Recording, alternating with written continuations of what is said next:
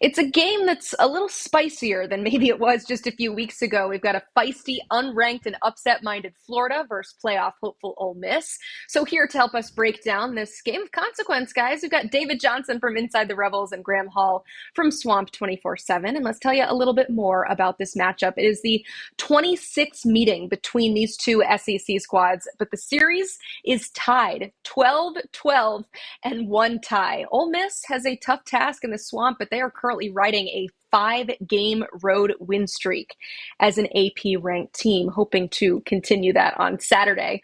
Let's talk matchups here. We've got Ole Miss offense versus Florida defense.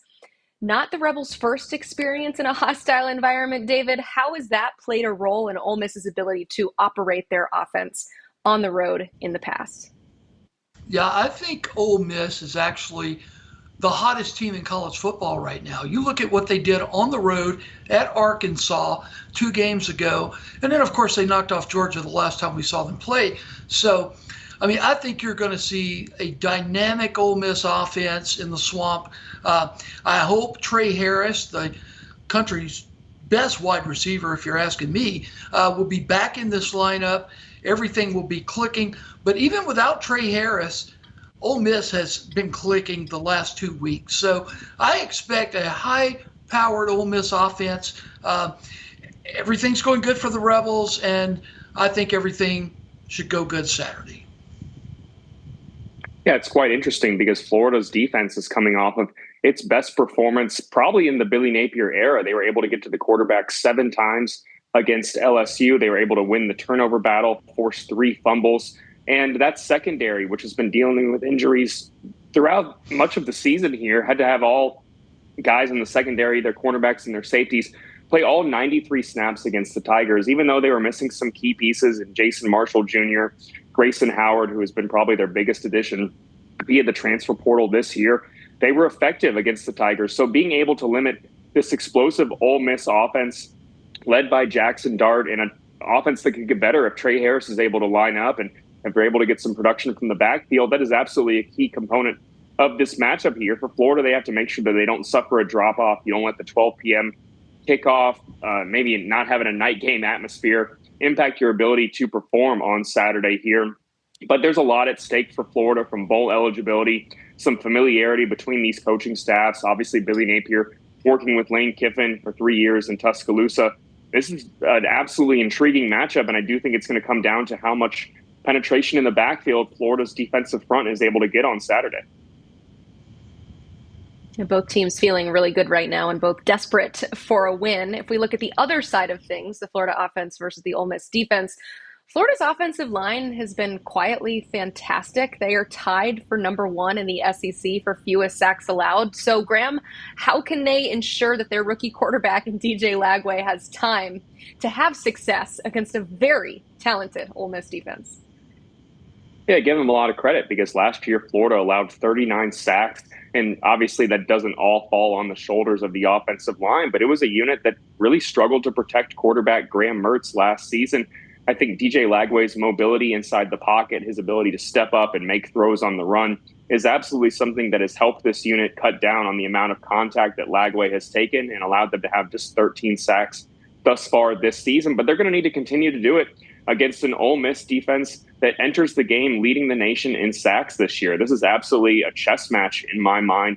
Which team can win the battle in the trenches is going to, I think, play a significant factor in whichever team gets the victory on Saturday here. You've seen a lot of production from Florida's tackles. Austin Barber has been healthier.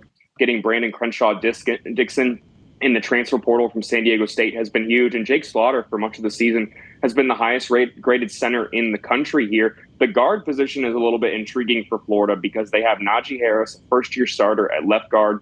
And for the last couple of weeks, their right guard, Damian George Jr., who slid over from right tackle to right guard before the season, he's been pretty banged up. And against LSU, you saw Florida play Bryce Lovett a high amount of snaps. I expect that to continue this week, playing a second-year guy who's only, 19 years old against this menacing Rebels front is going to be a huge matchup. They're going to have to protect Lagway, and that's before even factoring in that Lagway is not at 100%. Everyone knows about his injury situation.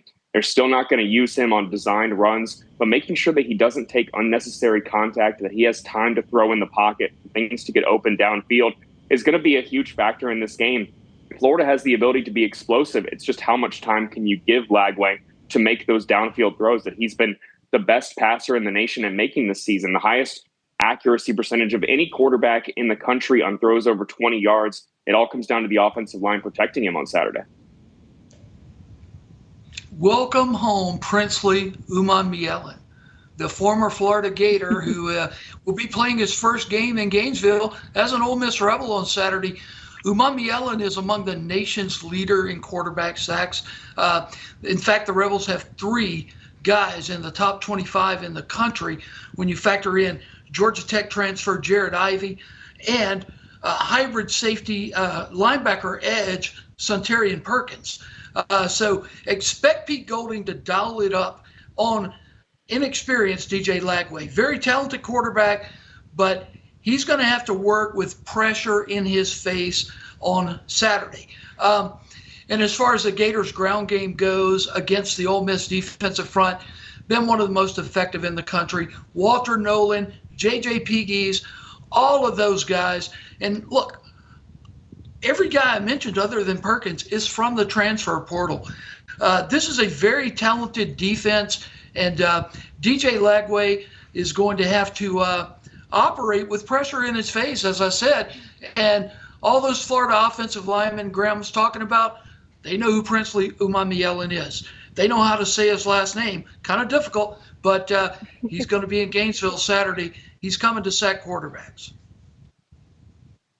Oh, yeah, they certainly know his name. You mentioned, obviously, the connection with Princely Umanmielen in Florida, and then Graham was talking about the connection between Billy Napier and Lane Kiffin back in their time at Alabama. But I want to go a little bit deeper with another connection. Florida's co-defensive coordinator, Ron Roberts, held Lane Kiffin's Ole Miss offense to just 7 points back in the 2022 Sugar Bowl when he was coaching for Baylor. So, Graham, how can all the history and connections of this game maybe impact what we see on Saturday? Well, you think Ron Roberts, 3 decades in coaching, he's ran into a lot of coordinators and knows what they like to do. And certainly Lane Kiffin has continued to evolve as a head coach. But I think the familiarity here will be a factor. You look at what Baylor was able to do in that Sugar Bowl. They were able to get 3 interceptions, get to the quarterback consistently, held that Ole Miss offense to just 7 points. That's going to be the recipe for success on Saturday. If you can win the turnover battle, put pressure in the backfield, and limit the opportunities for the opposing offense to be on the field, get off the field on 3rd down, I think that is certainly a key in this game as well. Florida struggled to get off the field on 3rd down, despite all their defensive success against LSU. That was a factor that you saw limit their success early on in the contest. They were able to overcome it, certainly, and they were able to overcome some penalties that you never want to have those. But this was a situation where Florida, if they can be a little bit better on 3rd down, still get some pressure in the backfield, get off the field, and give their offense a little bit more time to work. They only had the ball for about 20 minutes against the Tigers. You're going to need, I think, a few more opportunities against this high-powered LSU offense to have a chance to be in this game and get the upset on Saturday. But if you can win the turnover battle, if you can get pressure to the quarterback, and Florida coming off a 7-sack performance against an LSU team that entered last Saturday's game having just allowed 6 sacks all season long, with a pair of offensive linemen in Will Campbell and Emory Jones Jr., who are going to hear their name called early in April's NFL draft. If you can do that against this Ole Miss offensive line, you're going to have a chance, certainly, to turn the tide and win this game on Saturday, even if Florida enters this game as a double-digit underdog, it looks like. Emily, you talked about history and connections and Ron Roberts, 3 decades in coaching. I like to tell everyone I gave Ron his starting coaching. He was my Little League baseball assistant one summer. I know Ron. I love Ron. I love his son, Reed. I coached him in football and baseball. He is a great football coach. There is no doubt he will have a plan for Ole Miss on Saturday. Going back to the Sugar Bowl game against Ole Miss, where Ron was Baylor's defensive coordinator, if you go back to that game, you got to remember Matt Corral was injured. He played 1 series, and that was it. Luke Altmaier guided the Rebel offense the rest of the way, so he didn't have QB1 in the game for that. He will have QB1 in the game on Saturday with Jackson Dart. And, you know, we talk about the Florida D-line, the Ole Miss offensive line. Look, on paper back in the summer, I thought the O-line would be one of the strengths of this team. It's really turned out to be one of the more questionable areas for this team. But the last couple of games, they've played extremely well. They handled Georgia's vaunted pass rush. Jackson Dart sacked one time against the Bulldogs. I think they'll be up to the task against Florida. And hey, let's play the ball game. I'm excited about this. I'm excited about it too. Yeah, obviously, very different personnel back in that game, especially with it being a bowl game. It's the whole X's and O's versus Jimmy's and Joe's debate. We will solve that debate on Saturday. But I got one more question for you guys because we love to do this each week.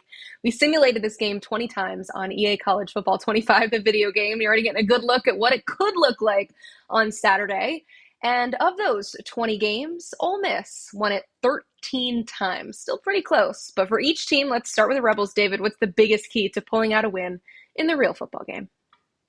Yeah, just play up to your abilities. I mean, no mistakes. Try to play turnover free and be the team you are. The Grove Collective for Ole Miss went out, and let's be honest, they bought the best lineup they possibly could. And that lineup is going to be on the field on Saturday. Just be who you are. Do not let the moment be too big. And if you do all that, you should win this football game. And that's what they have to do. I think Ole Miss's defense doesn't really get enough credit for how good they are this year. Pete Golding has assembled the talent he needs to have a dominant SEC caliber defense.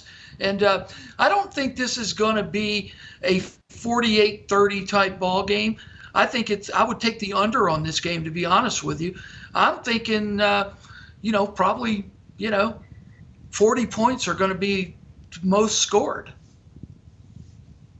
Yeah, I think for Florida, they just have to limit self-inflicted wounds. You saw on the opening couple drives against LSU, they had 4 penalties. We know that they've had special teams mistakes before. They've had coverage lapses in the secondary. 3 underclassmen are going to start in that secondary on Saturday. You just can't beat yourselves if you're Florida.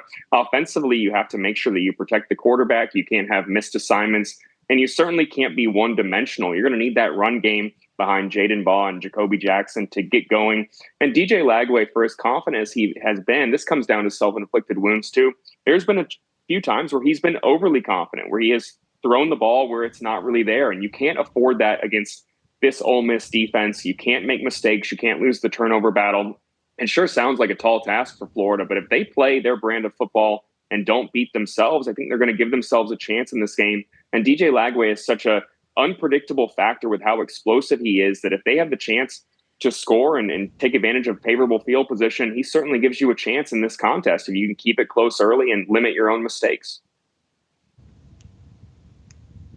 For those wondering, David, I looked it up. The total is 55 in this game. So if he was able to convince you to take that under, guessing it's only going to be about 40, you should go ahead and do that. One thing I do need your help with, though, David, is to help convince my husband to let me put up Christmas because I see it's already happening in the Johnson household. And I'm very jealous of that. I love your background. Listen, I'm 53 years old, but I've got a 10-year-old daughter, believe it or not. My older kids are 25 and, 26 and 25. And then, boom, we've got a 10-year-old daughter. So Merry Christmas to everyone. I love it, David. Thank you so much, Graham. Appreciate you guys being here breaking down this big matchup. We are talking football here. If you want more football coverage, you can keep it locked into Inside the Rebels for all things Ole Miss football and Swamp 24/7 for everything you need to know about the Florida Gators.